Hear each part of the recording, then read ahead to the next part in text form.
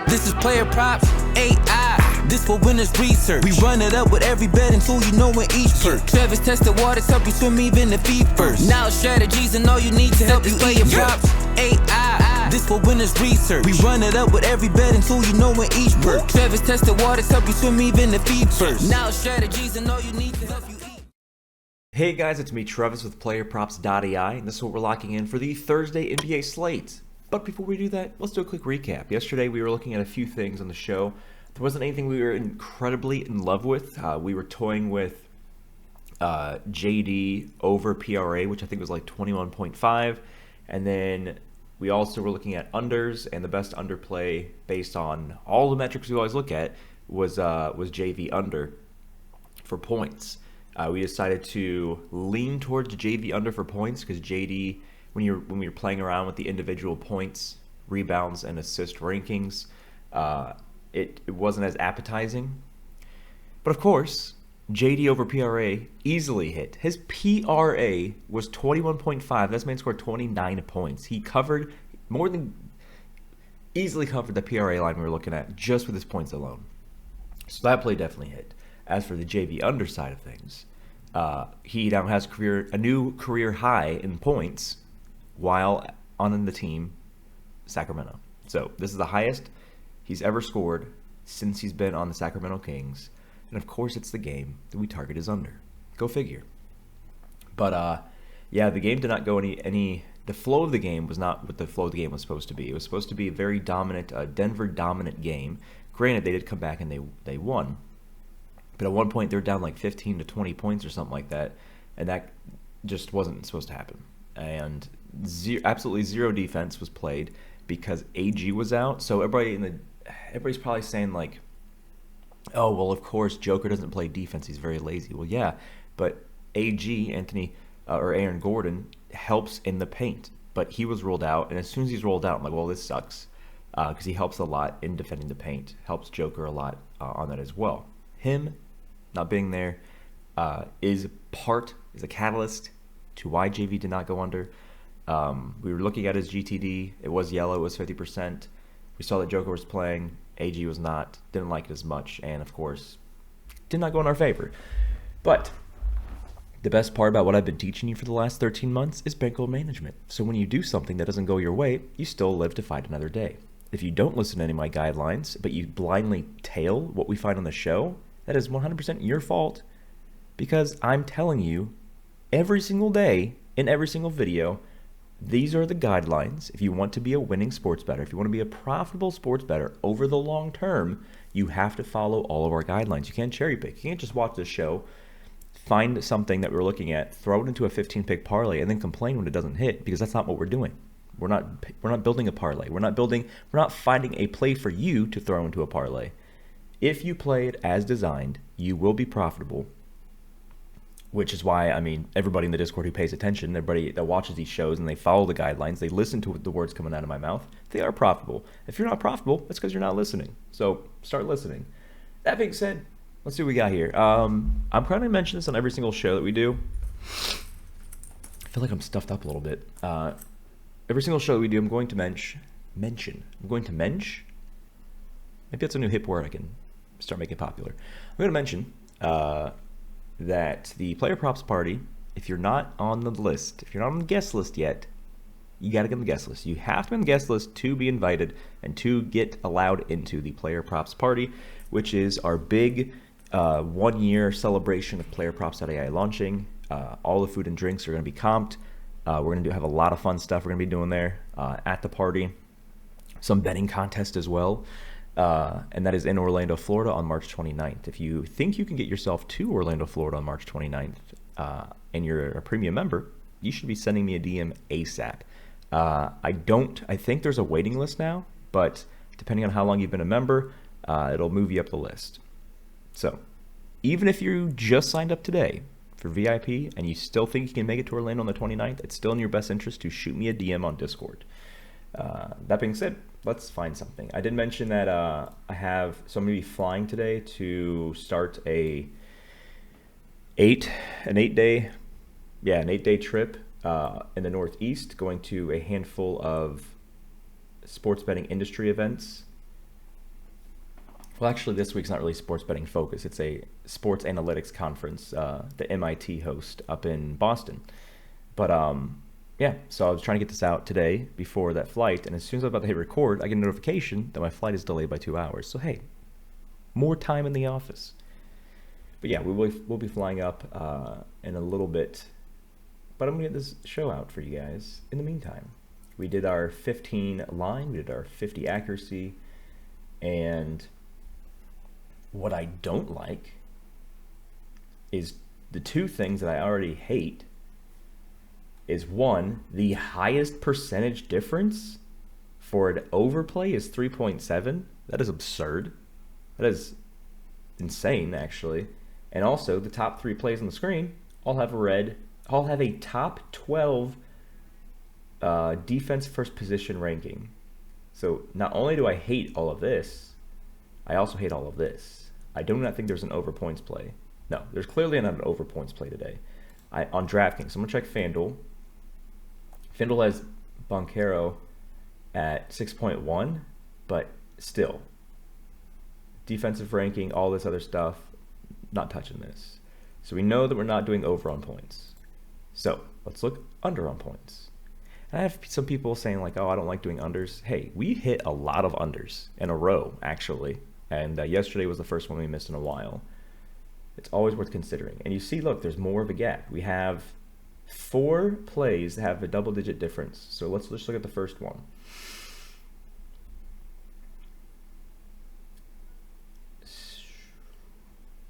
So I saw the second one was Jimmy Butler, and we have not missed on Jimmy Butler going under. So we'll look at both of these real quick. So Jalen Green, 23.5. 54.7% accuracy for the AI. The books looks like it's a coin toss on both sides. -114 for FanDuel typically just means a coin toss. Let's actually click on him here. Yeah, see how it's -114 both sides. Projections 19.47, so that's essentially 4 full points under, which is interesting. He's been doing really good lately. He had 4 straight games of hitting this and then kind of tapered off a little bit. But these 4 straight games, I mean, look at these minutes here.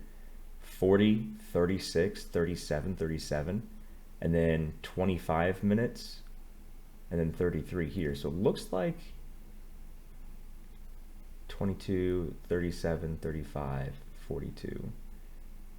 So if he can get less than 37 minutes, there's no foul trouble here either. No really foul trouble here either. So as long as he gets under 37 minutes, I feel like there's a chance for that, just based on that alone. Now let's look at this. So Fred Van Fleet is out. Amon Thompson, Jalen Green, Dylan Brooks, Jabari Smith, Alperin.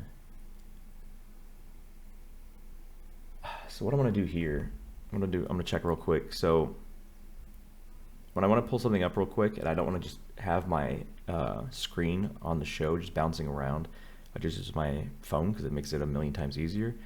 But what I'm going to do here is I'm going to go to the Rockets' last game, which was against the Pacers, and try to see why we can see that he had, let's see, 30. So he had 33 minutes last game. Oh, he shot. His shooting was crappy. 4 for 13, 2 for 7.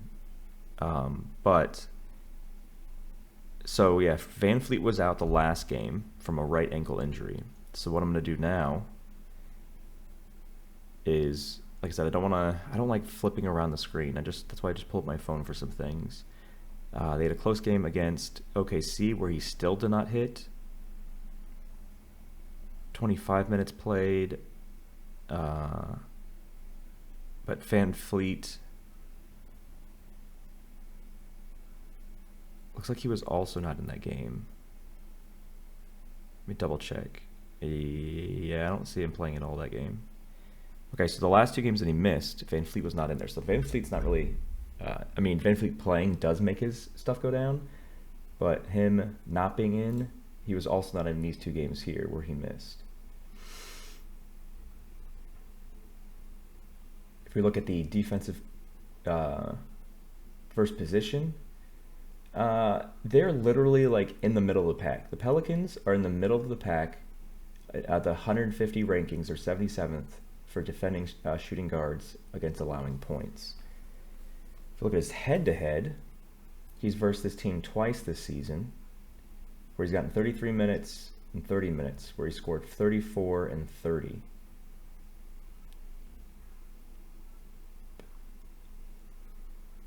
And I think even when he did that, I want to say that Fred VanVleet was actually in that game. I'm going to triple check on that before I put my foot in my mouth. So we got 12-19. That was a home game. Yeah, VanVleet was in that game. And Green still went off. And then Pelicans 26, the day after Christmas, away game. VanVleet was still in that game and he still went off. Maybe I don't like this as much. So VanVleet played in these two games and he still went for 30 plus points in both. VanVleet's not playing now, which means he gets even more opportunity to shoot. Not in love with that as I thought I would be. Something to consider, but not in love with it because of Jalen's history against the Pelicans. Jimmy Buckets. Jimmy Bucket finally broke a 5-game streak of not hitting this line. In the last game, he barely covered 35 minutes played, which is the most he's played since the last time he covered it. So if it's 35 minutes, he's going to cover it. But 32, 29, 19, 32, 31. So again, the ranking is, it's red if it's 1 to 50, yellow if it's 50 or 1 to 49, I think. 50 to 140, 50 to 99 is yellow. So this is a lot closer to red than it is yellow, and Brooklyn defending small forward points. His points is 3.0, his point line is 3.0 higher than the projection. He can still get 18 points, or maybe even higher if we check another sports book. But I think also what I want to do here is actually, let's just pull it up here. I was going to use my phone to pull up the spread for this game, but I'll just check it here real quick. Oh, so this is supposed to be a blowout. So right now it's Golden State is favored by double digits, 11 points, and our AI is giving them Brooklyn a smidge, a 51% smidge is what we call that, of Brooklyn covering, but still, they can lose by 10 and still hit. So that is, okay, so there's a blowout potential, which means, what if you've listened to anything we've been saying for the last year, targeting blowouts. If you target the starters in a blowout, you want to target their unders. If you want to target bench players in a blowout, you want to target their overs. Because Jimmy Butler is a starter in a potential blowout, double digits, there is a solid chance of the under 18.5 here. I don't see anything else that will shy me away from Jimmy Buckets. I mean,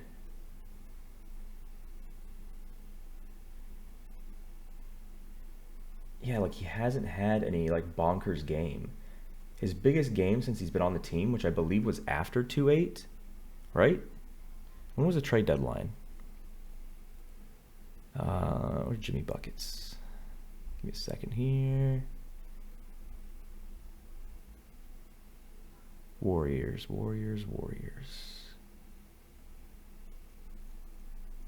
I'm gonna pull up his trying to find what I'm trying to do right now. I'm trying to find the trade deadline stuff to see game log.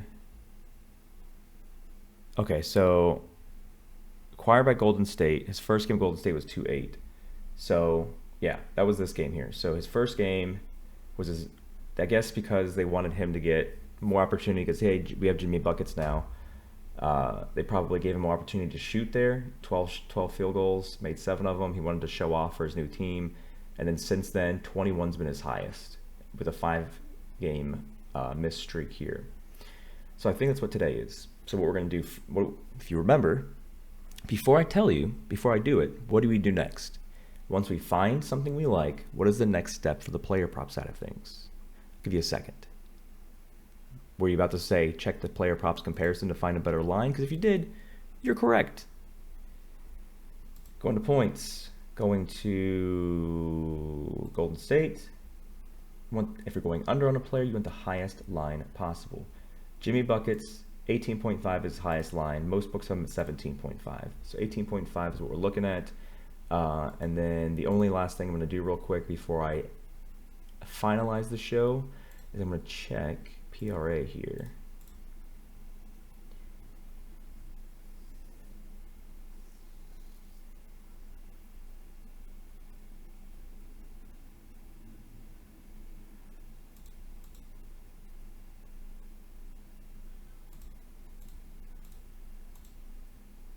Let me check Jimmy Buckets here.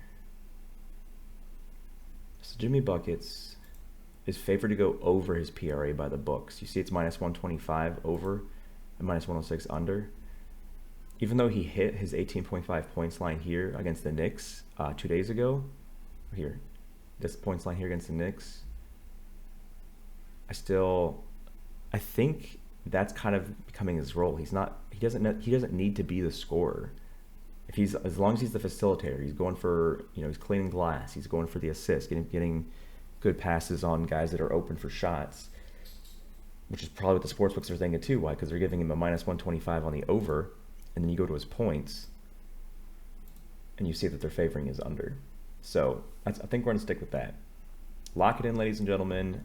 Tomorrow is day 1 of this conference I'm going up to, so I don't know if and when I'll be able to get something out. But the best part is that these shows, because their purpose of them is educational, you can watch any show from the past. So let's say tomorrow you're like, what am I locking in today? Let me pull up this video from Thursday, even though Jimmy Butler's not playing on Friday, I don't think anyway.